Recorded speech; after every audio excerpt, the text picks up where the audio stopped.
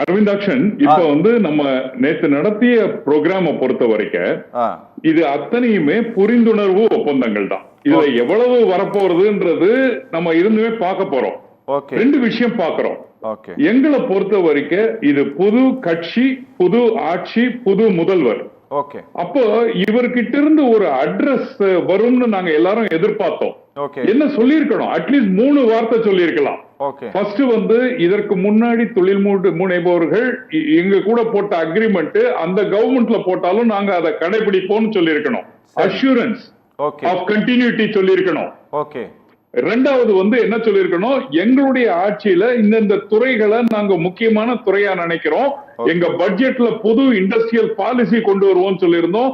அதை நான் இங்க அறிவிக்கிறேன்னு அந்த பாலிசிய லேட்டஸ்ட் பாலிசிய அறிவிச்சிருக்கணும். சரி. மூன்றாவதாக என்ன சொல்லிருக்கணும்? ஒரு கரப்ஷன் ஃப்ரீ கவர்னன்ஸ் நான் கொடுக்க போறேன், டிரான்ஸ்பரண்ட் கவர்னன்ஸ் கொடுக்க போறேன், தயவு செஞ்சு நீங்க எல்லாரும் வரணும், எங்களுடைய இன்வெஸ்ட்மெண்ட் நீங்க பாதுகாக்கிறோம் சொல்லணும். இந்த அஷூரன்சஸ் எல்லாம் நாங்க எதிர்பார்த்தோம். இது எதுவுமே இல்ல. எம்எஸ்எம்இ துறையை சார்ந்த அமைச்சர் எம்எஸ்எம்இ போல இருட்டிலேயே இருக்கார். இன்னும் வெளிச்சத்துக்கு வரணும். அவரும் இந்த துறையினுடைய மீட்டிங்ல இருந்திருக்கணும். ஏன்னா தொழில்துறை அப்படின்றது மிகப்பெரிய அளவு வேலை வாய்ப்புகளை கொடுக்கக்கூடியது எம்எஸ்எம்இ. அவரும் அந்த மீட்டிங்ல மேல இருந்திருக்கணும். சரி. மூன்றாவதாக இரு பெரும் ஆளுமைகள் தொழில் முனைபவர்கள் அந்த ஸ்டேஜ்ல இருக்காங்க. ஒருத்தர் இந்துஜா, இன்னொரு லேடி சுசித்ரா இல்லா. இவங்க 2 பேருக்கும் ஒரு 2 நிமிஷமாவது பேசுவதற்கு அனுபவிச்சிருக்கணும். வெறுமன ஒரு காட்சி பொருளாக அவங்கள அங்க உட்கார வச்சு திருப்பி அமைச்சிருக்காங்க. அடுத்த முறை இத மாதிரி பெரிய தொழிலதிபர்கள் மேடையை ஷேர் பண்றதுக்கு வர்றதுக்கே ரொம்ப யோசிப்பாங்க இப்படி இருந்தா. ஏன்னா இவங்க சொல்றதனுடைய வார்த்தையினுடைய ஆழம் அதிகமாக இருந்திருக்கும். நான்காவதாக தொழில்துறையை சார்ந்த எந்த அமைப்பையும் இதுல இன்வைட் பண்ணல. தொழில்துறையை சார்ந்த எந்த பெரும் நிறுவனங்களையும் இப்ப டிவிஎஸ் அங்க இல்ல, அமால்கமேஷன்ஸ் இல்ல, உங்களுக்கு முருகப்பா குரூப் ரெப்ரசன்ட் ஆகல, எமர்ஜிங் பிக் இண்டஸ்ட்ரியல் பார்க் எதுவும் காணோங்க. இதெல்லாம் கொண்டு வந்திருக்கணும். இப்ப கேள்வி போன ஆட்சியில எடுத்ததா இந்த ஆட்சியில இருந்ததான் கிடையாது. தொழில்துறையை பொறுத்த வரைக்கும் இது ஒரு கண்டினியூஸ் சைக்கிள் தான். ஏன்னா வேலை வாய்ப்புகளை சம்பந்தப்பட்டது. நம்ம சினிமால பாக்குற மாதிரி ஒரு 10-15 பேருக்கு ஒரு ஜாப் அப்பாயின்மெண்ட் லெட்டர் கொடுக்கறதுனால ஒரு மிகப்பெரிய வேலை வாய்ப்பை நம்ம உருவிட்டோம்னு நம்ம ஒரு பிக்சரைஸ் பண்ண முடியாது. வேலை வாய்ப்பை பொறுத்தவரை எப்படி வருது?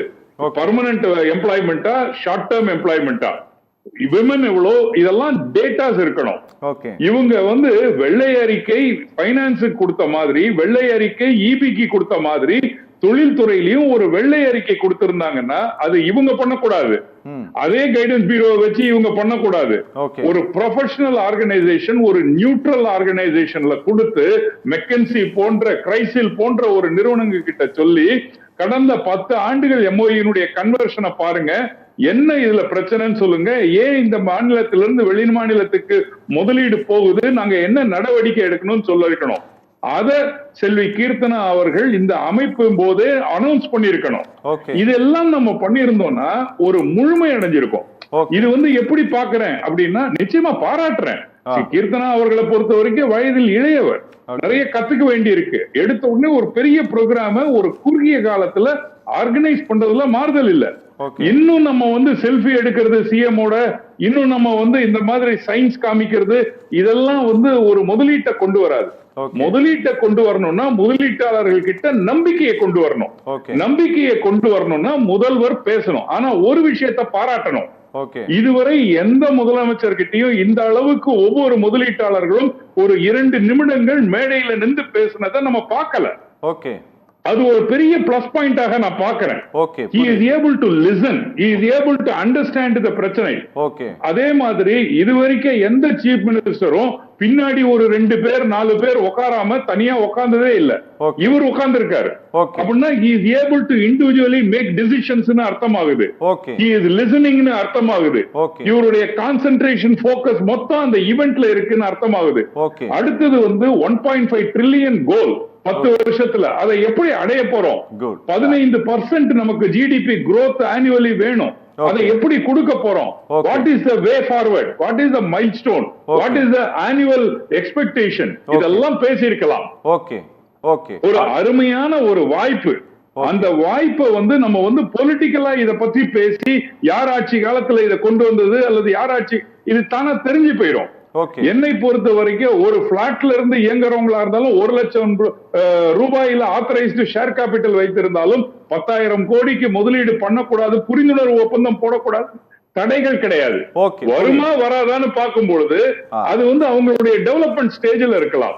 நம்ம இந்த நாட்டுல கடந்த 3 வருடங்கள்ல ராக்ஸ் டு ரிச்சஸ் எவ்வளவு பேரை பார்த்திருக்கோம். இப்போ ஓயோ பார்க்கலையா, ஓலா பார்க்கலையா, எவ்வளவு பேர் அந்த மாதிரி வந்திருக்காங்க. ஆத்தரைஸ்டு ஷேர் கேபிட்டல் ஆன்லைன்ல இன்னைக்கு கூட 1 கோடி ஆக்கிடலாம், 10 கோடி ஆக்கிடலாம், 100 கோடி ஆக்கிடலாம். இத மாதிரி எல்லாம் குற்றம் சொல்லவே கூடாது.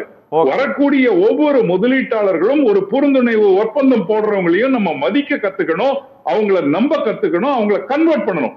இதைத்தான் போன அரசுல 73%க்கு கன்வர்ஷன் ரேட் கொண்டு வந்தாங்க. நம்ம அதை பேஸா வச்சுக்கிட்டோம்னா நார்மலா 25%, 75% போன முறை இருந்த ஆட்சி பண்ணதுன்னா இந்த ஆட்சி 100%க்கு எய்ம் பண்ணணும். எய்ம் பண்ற மாதிரி தான் இருக்கு. சின்சியரிட்டியை பாக்குறேன். நிறைய இதை நாங்க இப்ப பாயிண்ட் அவுட் பண்ணிக்கிட்டு இருந்த பொழுது அதுக்கு எனக்கு வந்த பதில் அடுத்த முறை பண்ணும் பொழுது நல்லா பண்ணிடுறோம்ன்றாங்க. அப்ப அந்த பெனிஃபிட் ஆஃப் டவுட் நம்ம கொடுக்க வேண்டி இருக்கு. ஏன்னா இது மக்களை சார்ந்த ஒரு பிரச்சனை. தொழில்துறை, வேலை வாய்ப்புன்றது இரு கண்களை போல. அடுத்த முறையாவது இந்த தவறுகளை திருத்தி கொண்டு உண்மையிலேயே தொழில் முனைவோர்களுக்கு ஆக்கப்பூர்வமான ஒரு தொழிலரங்கமா இருக்கணும். Okay sir, okay.